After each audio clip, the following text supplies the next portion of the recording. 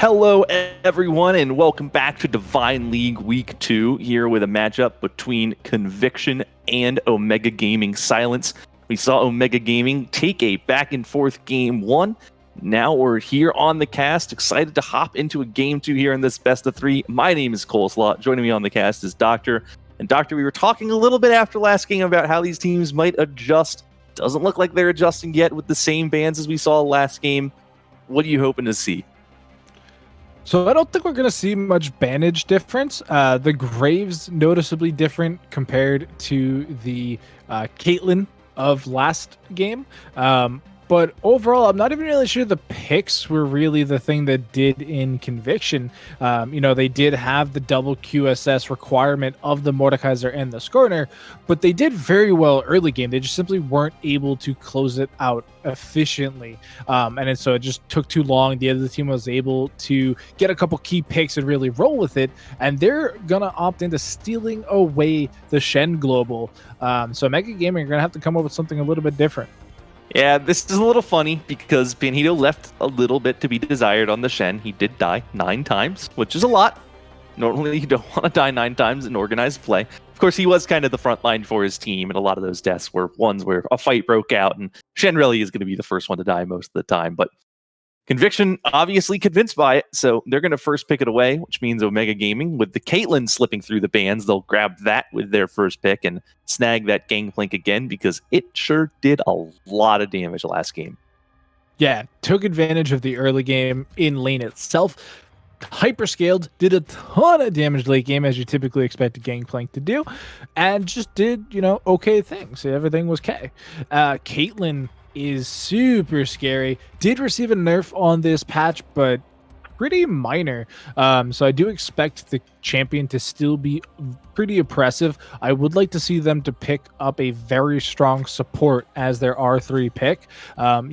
They have the option to go for something like a Morgana, and you're already seeing the Ashe. So Morgana Caitlyn just demolishes that lane. It's a handshake, quote unquote, because of Ashe having the Enchanted Crystal Arrow and just being a monster of a team fighter. But if you can just drown it in the lane, then you don't have to worry about that team fighting potentially as much. Yeah, and so this is kind of two of the more powerful AD carries in the game, but Caitlyn does have that kill pressure early on, and as you predicted, it is the Kate Morgana. For those unfamiliar with the combo, the idea is that if you land a binding or a trap, the other one is guaranteed, and then you take whoever's CC'd and you keep them CC'd until they're dead, because that's 5 straight seconds, and that's enough time to kill someone. Get a couple headshots, and they're going to go down. So that's the power there. Of course, Morgana also means there is no Morgana available for the other team, no Black Shield to get out of that one, and that means that Ashe has to play very cautiously. Accidentally stepping on a trap or eating a binding spells certain death almost all of the time. That makes that lane insanely difficult to play. Yeah, I am a little curious what they opt to pick for the Caitlyn. They do still have some of the more generic tools, Tahm Kench, Thresh, maybe even something like... I don't like the pick, but you could go on Nami just to try and survive the lane. Nami does get exploded when hit, but if you're going to pick an Enchanter, it's pretty much going to be that way anyway. And so the Karma banned away, so they will lose that Enchanter in the bottom side, and an Evelynn ban just to round out, targeting once again the jungle selection for Conviction. Yeah, and we do know that Strixure is actually a big Evelynn player. We were expecting to see Evelynn show up. It didn't show up in picks or bans in Game 1, which was a bit of a surprise. This time, though, Omega Gaming, they've done their homework. They know that Evelynn can be pretty scary. I think the Skarner wasn't a problem for them, so they'll let that go again if they want to. And instead, you're going to have to reach down. Oh, you can't have the Skarner if you just pick the Skarner. Yeah, so what we're saying here already is on the Worlds patch that the Skarner pick can be powerful. I mentioned in last game, it's not something I had seen. It's not something I had predicted, but clearly it has its strengths and has, things to do. And Omega Gaming are now going to be the ones with this pick composition between the Morgana and the Skarner. And it does make now Conviction a little scared. They still have to pick a support, and they still need to pick potentially a jungler. And so Shen the support. Is that Shen what we're really the seeing support? here? Well, it's Wukong. Wukong can go jungle. It's not unheard of. I, as a Wukong jungle main, can attest to that fact. I think Shen also doesn't really love the Gangplank lane because his taunt, if it connects, is always answered with an orange with 100% consistency, and that means he has a very tough time trading. So I don't hate the Shen support, but it's a Lux support. So it leads me to Could be believe Shen it's jungle. I think it's a River Shen. Putting the Shen in the jungle does make the most sense here. Like you said, not only is the taunt cleansable, Gangplank also runs Grasp of the Undying 9 times out of 10, and that is absolutely free onto Shen, which means you do percent health damage on parlay, and you get a little bit of health back for yourself, and it just makes the lane so unbearable because you're just constantly being chunked for a percentage of your HP. Like, at least if it was like, just old parlay where you just took damage, you build armor and you defend against it. But now that it's percentage, you're just like, this hurts always. Stop it, please. So put the Wukong up there, take it into a skill matchup and potentially win the lane this time, and come out ahead as a monster team fighter with that Cyclone. Well, while you were talking about all of that, we had a very fun pick locked in last for Mega Gaming, and it is the Sylas mid as an answer to Akali. This is a fun lane. It's 2 melee mages. Of course, Sylas can steal the Akali ult, and then they're both just dashing all over the place trying to kill each other. Can get a little janky when you see them both dashing past each other and left and right, but a very fun pick and a comfort pick for Mad Show Gap, who is a Sylas player, if not Lucian or LeBlanc. And it's a little bit more than just the Akali pick, right? Like, if you can pick up the Final Flare, the Enchanted Crystal Arrow, those are massive team fight ultimates along with the perfect execution. Like, that is super scary, and it's almost a situation where, like, you don't want to pick Malphite into Sylas because he just steals your ultimate and does it better than you because he gets the bonus AP scaling. So if he steals a Final Flare, there's nobody on Conviction that can survive that. And same thing goes for the Enchanted Crystal Arrow. It's not something you often think about, but it has a 1.0 AP ratio and a splash damage of 0.5. So a Sylas, who actually builds full AP, gets to do a lot more damage with that than the Ashe ever will, and that makes it a very juicy ultimate to steal. Cyclone also excellent on Sylas, going to do a lot of damage because he gets that free AP scaling put onto it. So lots of targets for this Sylas. I really do like the pick. I don't know exactly how it lanes into Akali. Maybe you have a better idea than I do. It's pretty fair. You don't have to. It's definitely a skill matchup.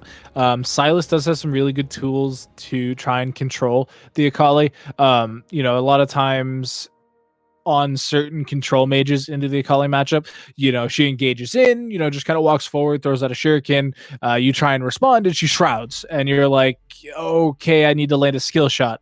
Sylas does have that key tool, except if he lands a skill shot, it's crowd control. And so it locks the Akali down for just long enough that she can't, do funky stuff and hit you from another angle. Like, once you land that crowd control, you know exactly where she is and can kind of play appropriately around that. And you can combo off of it a little bit. You're not going to land the Kingslayer because she will be shrouded still, but you can go EQ, do a bit of damage, and then try and walk away. And as soon as she does respond, either with an auto attack or more shurikens, that's when you Kingslayer, get your HP back, and you can disengage at that point. That sounds like a fun lane to watch. It sounds like a really dynamic matchup. You do have 2 champions that basically just want to be killing each other, right? So yeah, going to be on a nice edge. Probably going to see some jungle intervention there, in all honesty. Lanes like that tend to be a matter of which jungler is able to exert a little more pressure on the lane. One other matchup to really highlight here, though, I think we already mentioned Kate Morgana into Ashe. We didn't talk about how the Lux changes things up. Of course, she is vulnerable as well. She is an immobile champion in her own right, but she brings a lot to that lane with a big shield and the potential to do a lot of damage. Yeah, the Lux is definitely the kill version of a lot of other supports, because she does build full AP, does have that light binding, double bind potential. The shield's pretty massive as well. The E can control a lot of zone, and it's very annoying to deal with, incredibly annoying, because it's just there, right? Like she can throw it out as zone control tool, or she can just try and auto attack you for a good amount of damage, which does also proc electrocute. Not that I think she's gonna run the electrocute, but it's an option. And then as you hit level 6, you get that final flare. It's a ton of damage. It's very squishy. Not as squishy as Sona, who does have like sub 200 HP whenever, but it's very squishy, very hard to stay alive. A single binding does most of her HP. So I am Concernicus, optimally, or no, hold on. Optimal. Man, what are you going for, hard. Doctor? Are we like going for a Transformers pun here? No, like Optimist. Not like Optimus Prime. Optimistically concerned about the Lux pick. Because I mentioned Nami, and I really don't like Nami because she's squishy, doesn't bring a lot to the team pre-6. But what she does bring in abundance is lane survivability. Ebb and Flow does a ton of damage, heals you, and then if you can make everything work out very well, you get a bubble and your team just explodes the team fight. Post 6, you get the tidal wave, explode the team fight. It does have its uses. Lux, are you sure you're not Optimus Prime? I never actually wanted to be... I never wanted to be a firefighter growing up. As much as I like fire, it just never occurred to me to be a firefighter. That's scary. Good on them. Shout outs to all the firefighters in California right now, holding it down and doing their best out there. That said, we're going to go to a brief break as I'm asking Doctor if he wants to be a Transformer. We'll be back in just a couple minutes while we wait for the spectator delay to get us where we need to go. It'll be just a couple minutes before we get onto the Rift. We'll see you then. Don't go anywhere.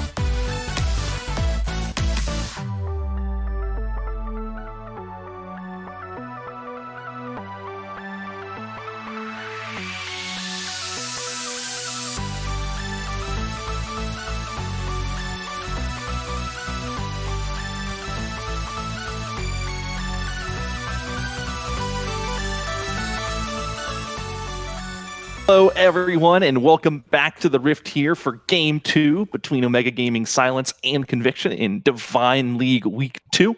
Once again, my name is Coleslaw. Joining me on the cast is Doctor. We've got Omega Gaming looking to close out the series and Conviction looking to bounce back and make it close. Once again, we've got some level 1 shenanigans in the cards. Yeah, they got that Skarner red side, though, which I think should be 100% loss rate by the end of the night. So as we head into Game 3, hopefully that doesn't happen. But it's an interesting take on the meta right now. They look to have Skarner starting on the bot side, so they aren't going to be going for that early level 2 that we saw out of Conviction last game. They are going to be in a much more honest 2v2, which in a way does favor OGS. They have the Caitlyn, who does spike so incredibly hard once there's some items under the belt, whereas Official Nukes on the Ashe does need to be a bit more mindful once it comes to these team fights. And very interesting to note, we have a lane swap. Yep. We do have a lane swap. It's Akali mid going top and Wukong top going mid. Duncan Dumpling just gonna try and be a mid lane Wukong for a little while and fight the Sylas, I guess.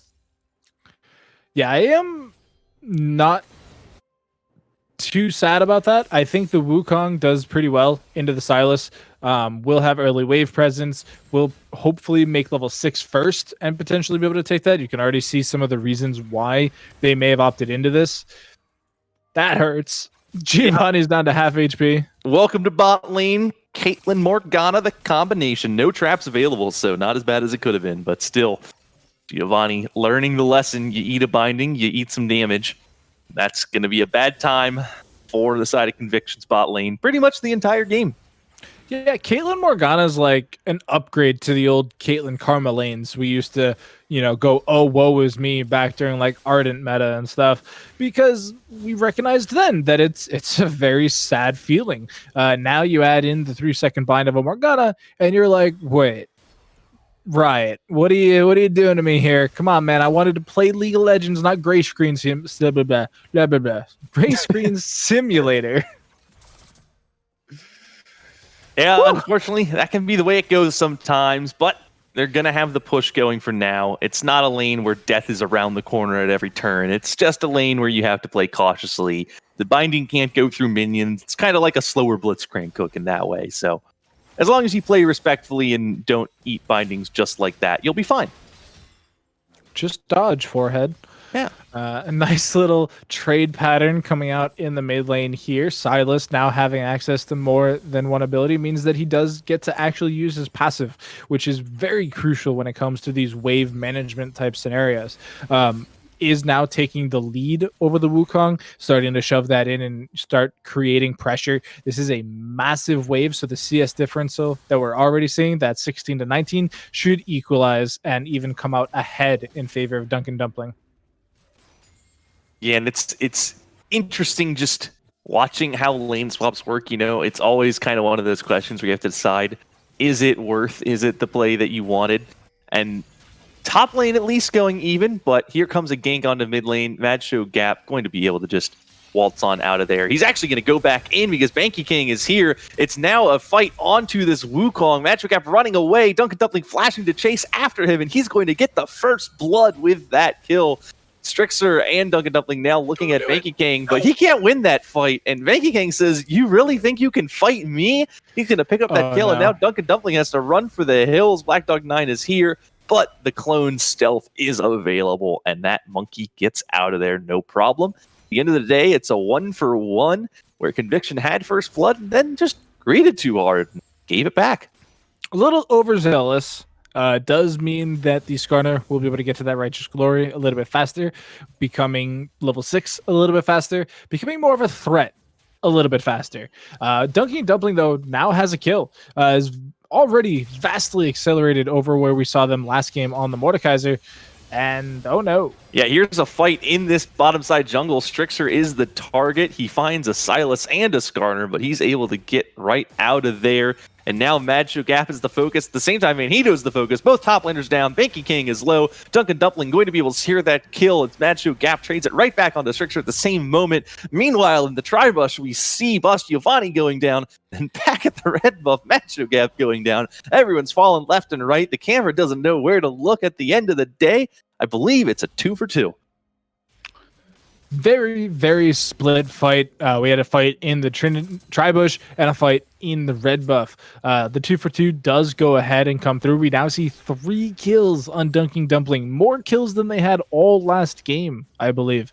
And on a very volatile pick like the Wukong, as I'm sure you're aware, Coleslaw, that feels very nice.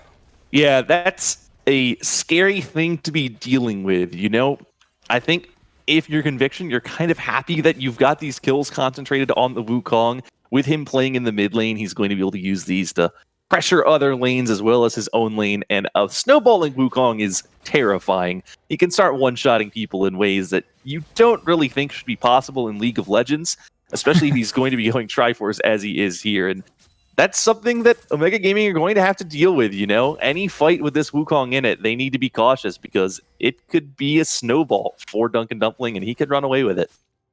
They're also getting a pretty serious CS lead onto the Akali. Odin into this Gangplank matchup has been doing very well. When they had teleported down into that bot lane skirmish, had an almost double-digit CS lead in and of itself, just in laning phase. And even with Black Dog having had that much free time to just simply farm, is still down about a whole wave and should be down a little bit more in a couple seconds. Benhito... Yeah, it's going to be a fight between these bot lanes, but Giovanni is the squishier one. The Cannon Barrage comes down to try and solo him out. That is a flashless Lux, so he's going very low, but actually able to escape. Now we see a fight going down near the Dragon. The Stand United onto Banky King, but there is a Duncan Dumpling here. He's going to be strong. He's going to be able to get this kill onto Mad Show Gap as revenge for the kill onto his jungler. And now Banky King has to run away, and he's going to escape. Wukong not able to chase into the jungle when the bot lane was there. But now Azudo looking a little vulnerable. Official Nuke's going to hit him. The heal comes out to keep Azudo alive. A trap connects onto the Wukong. Binding follows, and Duncan Dumpling has to walk away lest he take a little too much damage. Stolen Stand United, pretty scary thing when you recognize that it is keeping the enemy jungler alive. They do get a nice little trade out. They do trade 1-for-1 once again. Dunking Dumpling has to carry this game. 4-0. It's 8 minutes into the game. Already just about completed with that Trinity Force. Does have, like, I don't know, 700 gold left before it's fully complete. We're looking at, like, a 10-minute Trinity Force for the Wukong. Like, that is so escalated. Oh, the binding connects. There's no final spark, so no it's level just 6. Just Annoying. Scary. Spooky. Spooky, scary skeletons. We're getting to that time. For those of you who aren't aware, it is the end of September. It is spooky season. So, you know, get your witch hats, get your black cats. But today in particular, you ever heard the song September by Earth, Wind, and Fire? I did see the Animal Crossing meme today where it's Tom Nook and Isabel dance to music. And today's selection was September. So I have heard the song. It's the 21st night of September, Doctor. I would sing it, and then we would get taken down and copyright struck. Resin would get in a lot of trouble, so I'm not going to, but... Wait, did I already curse us with the Spooky Skeleton song? Because I only ever heard that on Cutie Pie's stream, but that was also like 9 years ago, and I don't think DMCA was invented yet. I'm not sure that one's going to be at the behest of a major record label that like is watching your every move and breathing down your neck like a... I won't say more about record labels. I have thoughts about them. That is way besides the point. We're watching League of Legends. Speaking of breathing down your neck, Stand United is now available for Strixer. We'll be able to take that River Shen into a lane and hopefully get something done with it. I think it is probably going to be used on Boss Giovanni first out of anybody. Well, here's the fight in the mid lane. We see the double cyclone, so knockups left, right, and center. But Banky King is here to follow up. Strixer is the focus. He's going to go down again, this time with a Cannon Barrage. The fight is not going to go Conviction's way. Duncan Dumpling actually going to go down. A big shutdown goes to Mad Show Gap. That's a lot of gold and double buffs going his way. And we were talking about how big the Wukong is. The Sylas now has 4 kills and a shutdown and 25 more CS, Doctor. And is maxing Kingslayer. So if you were curious why he gained 300 HP off of one ability, that is exactly why. And we don't see an Executioner's Calling yet on the table. And I don't think you would typically expect it either. Like, everybody knows Kingslayer heals a lot. Like, that is a known fact. But because it's maxed, it's almost a little bit much earlier than you would really expect that Sylas to be this heal bot. And so they rotate the Wukong into the top side, is 100 gold off of the Trinity Force now. And they're opting to redo that lane swap. They're putting the Akali back into Sylas. Maybe Odin thinks they can handle the Sylas a little bit better, but it is a fully completed Zhonya's to a half item of the man. Yeah, I really didn't even get to say it because Bandido was there one moment and dead the next. The Black Shield blocked the Enchanted Crystal Arrow, and it didn't even matter. The Light Binding came in right after that. And goodbye, Morgana.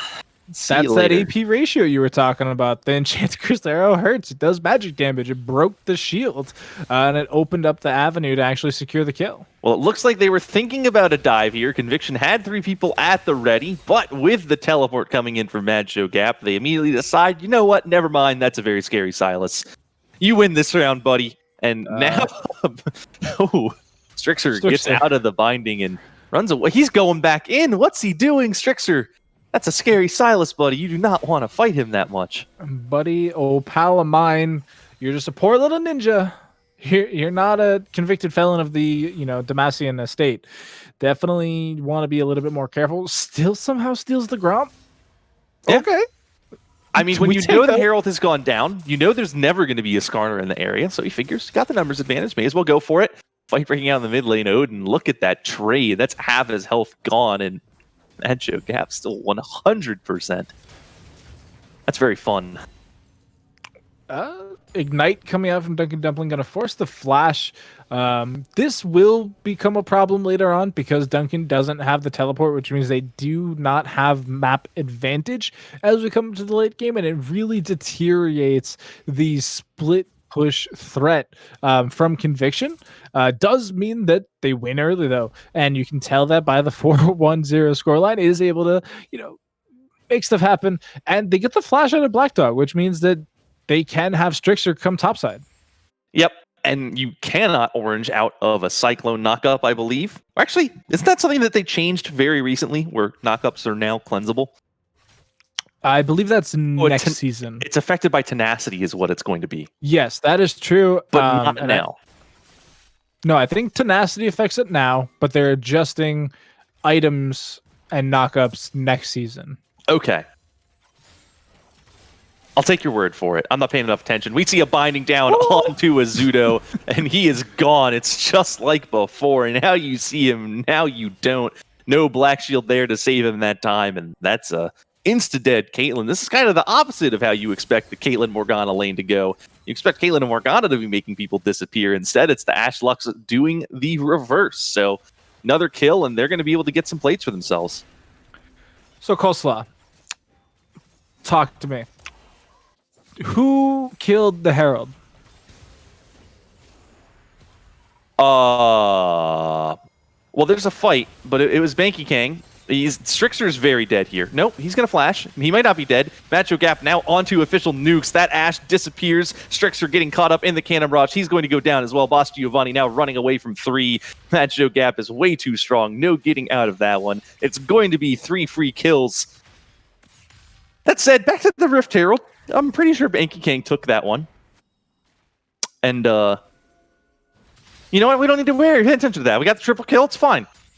Omega Gaming, they know exactly what they're doing. The Rift Herald was denial. That's all it was. It was denying. We Dota too.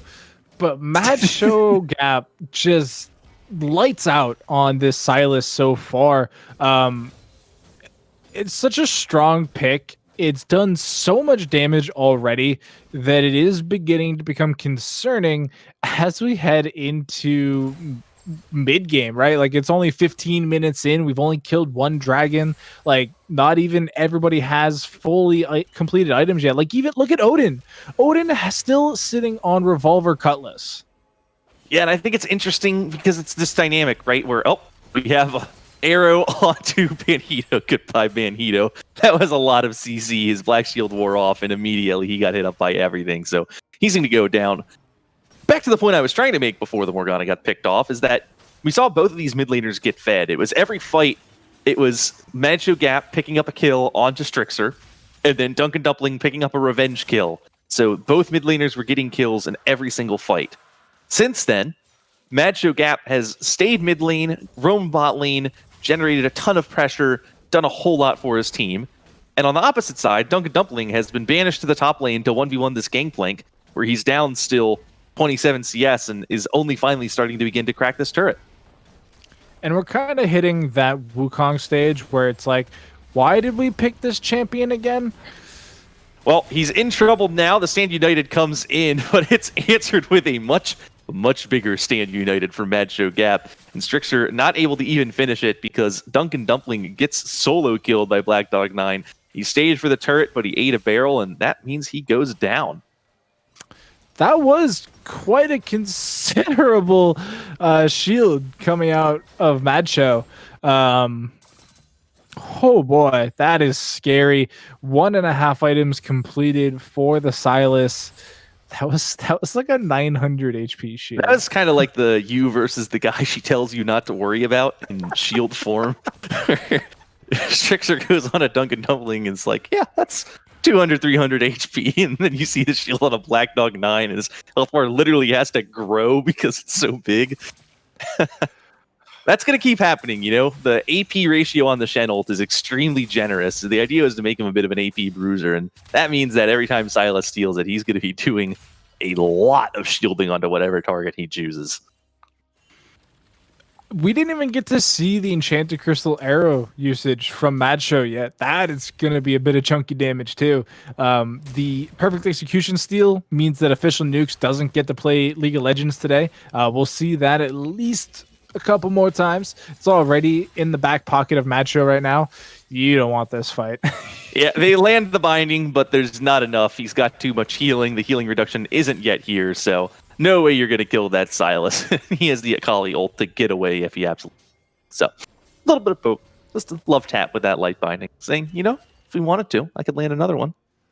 You gotta respect Test me. Yeah. Bet. I don't think you want to get tested. That Sylas is going to mess you up. We're starting to see completed items coming in now. Trinity Forces on the top laners.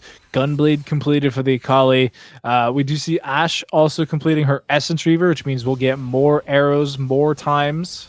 Well, Banky King getting focused down here now. The Cyclone comes out. Strixer landed the taunt. That's a very fast Skarner, but an Enchanted Crystal Arrow is going to make sure that that kill goes down. The Skarner falls to Duncan Dumpling, getting back on the board once again. And now the focus is this Rift Herald. With that Skarner dead, it should be convictions for the taking. And maybe they will remember to actually pick up the Herald and use it. It's a nice little pick. It will give them a little bit more map pressure. They should be able to run this mid and potentially get this mid tier 1 out and open up the map a little bit more. It is the only remaining tier 1. So they can, you know, set up for these upcoming dragons a little bit. It is going to be a Cloud Soul this time. So more ultimates, more of the time, more often. And there, once again, some pretty chunky ultimates coming out. The Enchanted Crystal Arrow, Stand United, Sylas. It's pretty good selection coming through here. Either team would be very happy to pick up that soul. I'll be honest, I'm kind of hoping that we see Omega Gaming get some Cloud Dragons just because I want to see Sylas steal more ults and do funny things with them. It's not something you mean see kill people? Yeah, funny things. They're all kill ultimates except for Stand United. And yeah, that one's fun too. Yeah, because it's the antithesis of kill ultimate. It's like the you will survive ultimate. Like there's no way at any point in this game will Conviction have the burst to break that stolen Stand United. One thing to point out though is MadShowGap's build. It's going towards Rabadons if this was season 5 or 4. Not sure what it's going to right now. Don't think those two items build into anything. You need an Aetherwisp for a Spellbinder. He's just kind of sitting on the AP Garage Sale. Duncan Dumpling going into the Black Dog 9. He gets the jump on him, and that means that he is going to get that kill very easily. Black Dog 9 didn't even have anything to say about it. He went down without even using a flash or an ultimate. He just vanishes. And that's what we were talking about with Wukong doing some stupid damage. So I figured out why they picked the champion. Yeah. But it's going to be the issue of can they continue that? It's QSS already completed. But now the Caitlyn is the focus. The final spark going to get her absolutely out of there. It looked like a fight that Banky Kang wanted to take. He does the impale onto the Akali, but there is a QSS already completed, so he did not want that fight. And that means that with Skarner having to run away, it leaves the Caitlyn vulnerable. Azuto goes down to the Enchanted Crystal Arrow. And now, Conviction looking towards this dragon. It looks like Banhito and Banky Kang want to contest the steal from the stolen final spark comes in. Now the Cannon Barrage is coming down. Strixer is caught in the middle of 4. He's going to fall. You see a Light Binding connect onto 2. Macho Gap once more. He goes in with the Kingslayer to heal up. He's onto official nukes. Odin trying to do what he can. Macho Gap uses the stopwatch at the last possible moment to stay alive. The health bars are crazy low. The heal from Macho Gap comes in again. The Kingslayer doing so much. And Black Dog plus Macho come in to clean up that fight. There's just way too much healing. Conviction not able to power through. Macho Gap completes the ace. And that is a disaster for Conviction. It was very close, however. Very close team fight coming out from both sides. Mad Dog and Black Dog going... Mad Show and Black Dog, both going extremely low. The Zhonya's first item coming in massively clutch for Mad Show, being able to keep them alive long enough to get another rotation of Kingslayer without the grievous wounds yet on the side of Conviction. You are going to continue to heal up for a couple hundred every, couple seconds. And then Black Dog once again just ripping and tearing through a team fight with those explosive barrels. And it almost looked like Official Nukes was going to be able to turn that team fight around by himself. But right there at the end, tried to get a little aggressive through the Zhonyas, got barreled for it, and just lost so much HP at that point that it was pretty much cleanup work at that point. Macho just had to deal with the opposing Akali, and Black Dog got to 1v2 the enemy bot lane. So end of the day, Doctor, not only did they steal the dragon, not only did they get the ace, they have the Baron as well. And just like that, Omega Gaming are in solid control of this game. They've got a commanding gold lead, about 5k. They, of course, have the scaling advantage. Gangplank and Silas not slouches in the late game by any means, and that means that this is going to be tough for Conviction. They have a mountain to climb here if they want to get back in this one. They're going to need to pull a trick out of their hat and hold on against this Baron, and that's concerning. Yeah, and they don't have the mountain dragon to climb themselves or fly themselves to the top this time. They just have the cloud to contest. And before that team fight, I was honestly going to say it's up to Madshow to 1v9 this team because of how much pick potential Conviction has been showing onto, certain members of the enemy team. And then, Madshow steps up, steals the final flare, steals the dragon, steals the team fight, and then they just secure the Baron on top of it. And we're seeing... Here's Duncan Dumpling going in for the fight. The Stand United comes in to give him a shield. The Cannon Barrage is going to answer it. You see the Zhonyas to try and buy some time. Macho now going to run away with the stolen Cyclone. He's going to heal up from that Kingslayer. Duncan Dumpling is the one that goes down. Strixer is going to go down right after. If you swing at the King, you best not miss. And unfortunately, that is a whiff for Conviction. They end up going down, and somewhere in the middle of that, Official Nukes died. I didn't even see that happen, but that's a 3-for-0 now. And with the Baron, that's going to mean turrets falling left, right, and center. I think Nukes must have gotten binded during the final flare, because right at the end of that 2v2 on the top side, we did see the tag end of the ultimate ability come out, and it does render you immobile, and with the Caitlyn Morgana pushing mid, I have to imagine that's what happened. And that topside 2v2, very, very different if Duncan Dumpling replaces the Aegis with Bramble Vest. You really need grievous wounds in this game. As a tank, it's 1,000 gold. As an AD damage dealer, it's 800 gold. And it is going to win you so many situations against the Sylas. Yeah, unfortunately, it has not come in, and that means that Sylas is free to heal up all of the time. We see attempted a pick onto Banhito. We see an Enchanted Crystal Arrow. Black Dog 9 going to eat some more and just heal BK. A very thick Stand United comes in. Now Azuto is the focus, and Odin is there to clean him up. There is not quite enough to peel to keep everyone alive. That does mean at least one kill. Conviction not going to go down without fighting. But Odin gets hit up, and look at that barrel combo. Even a Cannon Barrage coming in. Duncan Dumpling now in the backline all by himself. The team is not there for the follow-up. He needs to run away, but Banky King says, I'll take this monkey. You see a barrel go in. The exhaust actually not enough to keep Banhito alive, so he's going to get one. And meanwhile, the rest of the team is chasing down Macho Gap, running for his life. Giovanni now the only one trying to keep this fight going. Macho realizes that. Banky King is here. He flashes into the middle of 4. He's a madman. Not sure about that one, Banky. That's a little too ham, even with a Sylas nearby. And that means that he's just going to donate a kill, and we see an MIA ping come out. All ham, no Swiss does mean that the dragon is available.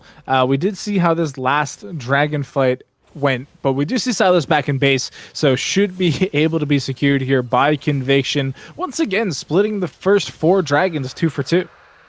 Yeah, it's interesting that a team this far ahead can still lose a dragon. I think if you're Omega Gaming, that's kind of a advantage you don't want to be giving up. You should be so much stronger at this point in time that there's really no excuse to give up an objective like that. Unfortunately, it is a couple picks back to back that cost them that. You saw Banhito going down with Duncan Dumpling diving through the entire team to make it happen. You see Banky King just, I mean, all ham, no Swiss is one way to put it. I don't think I've seen a jungler go quite that aggressive. He had one idea and Macho had another, and it really didn't work out for them. So, I mean, if nothing else, Conviction don't have to worry about Soul Point too soon. They've got some more time to farm and scale. They're chilling or relaxing. Yeah, the next play is going to be for the second Baron. It is in 40 seconds. And as you said, Omega Gaming super far ahead, incredibly far ahead, both item-wise, experience-wise, pretty much everything-wise. And they're forcing Strixer to blow Smite onto blue buff. 26 seconds left on the Baron, and here comes the same play again. There's a Lux to make a difference here. Instead of 2, it's 3. The Cannon Barrage doesn't come in. Macho Gap getting focused down. This time he is going to fall. It is the full commitment of 4. With Baron spawning in 10 seconds, Conviction are now going to need to haul towards that top lane because they are going to lose this Baron if they cannot get there in time. It's a decently slow Baron. Kind of. Is it slow enough is the question. We see there's going to be a fight if nothing else. Conviction do have a numbers advantage. The Wukong is not here in time. Strixer running in. It's going to be a 50-50. It is secured by Banky King, and now it is Odin in the backline. He has to dash away because he gets too low, but Caitlyn able to snipe him with that ultimate ace in the hole, going to get that kill, and now Official Nukes is left to kite away. It's going to be a barrel combo onto Giovanni to blow him up. And that is a disaster for Conviction. They are not able to get that fight at all. Everyone just drops one by one by one. And now Official Nuke's running for his life from Black Dog 9. Baron goes over. And Doctor, this game is going to start getting out of hand. 917 damage is what that barrel exploded. Oh. Bummer. Bummer indeed. I think that's actually a game. Yeah, I think it probably is close to it. Nope. All right. No, they play it safe. But yeah, 917 damage off one barrel is what Black Dog did to Boss Giovanni there.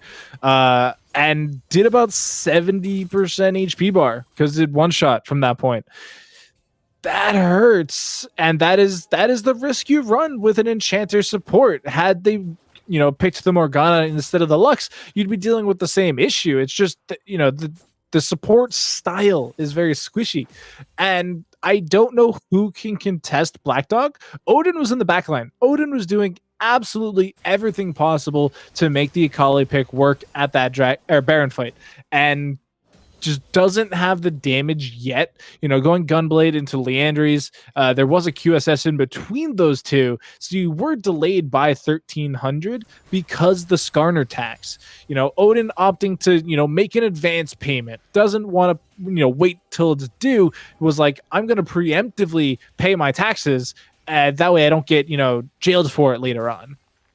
But unfortunately, yeah, as you said, he goes in 1v2 versus the backline and doesn't find a kill. Ends up actually dying because of the ace in the hole, and that makes the fight a whole lot harder for Conviction. Just needed more damage on that Akali. That's the power of the Skarner tax, and now we see Omega Gaming fully leveraging this Baron. They are planning on pushing. They have a double Infinity Edge Gangplank. The final spark can't even clear the wave, and this inhibitor is going to fall momentarily. Yeah, and we saw Macho steal the Stand United once again, and it's actually a twofold steal there. Not only do you get the massive HP shield in case your team gets engaged upon, you also get a free teleport. Well, we see the Impale coming out. Odin actually QSS's, or no, that wasn't the Impale. Why did I hear now? It got canceled, but he does get the kill now, and that means that it's going to be Boss Giovanni and Duncan Dumpling going down. Macho Gap is diving the Nexus turrets. There is nothing that Official Nukes can do. That is a 5-for-0 wipe. The Nexus turrets are going to fall. The game is going to go the way of Omega Gaming, and they are going to secure a 2-0 victory over Conviction. That's Sylas ultimate at the end there. I think it was more than Skarner's total HP bar. That was huge. And no, you were right. You did hear the Fear My Sting sound cue. But I'm not sure what it connected to. Considering the cooldown's already half back up as we look at our end game screen here, I think it might have actually been canceled by the Twilight Shroud from Akali. It began to get channeled. The Akali went into stealth, and then as soon as the Akali popped out of stealth, Banky King just said, you know what, I'll just press that button a second time, and then Odin went down. Yeah. So that was a very different game too than what we saw in game one. A lot of these picks were run it backs, by Black Dog, Banky King now stealing away that Skarner. And it just kind of evolved very quickly.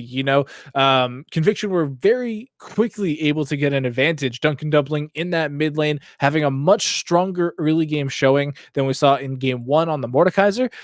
Unfortunately, it just didn't scale enough into that mid and late game, as well as Macho Sylas did. Was able to pick up the same amount of kills as the Wukong, and it was just more effective with them. And part of that is because you get to steal your opponent's ultimates. Was able to take that Stand United basically on cooldown.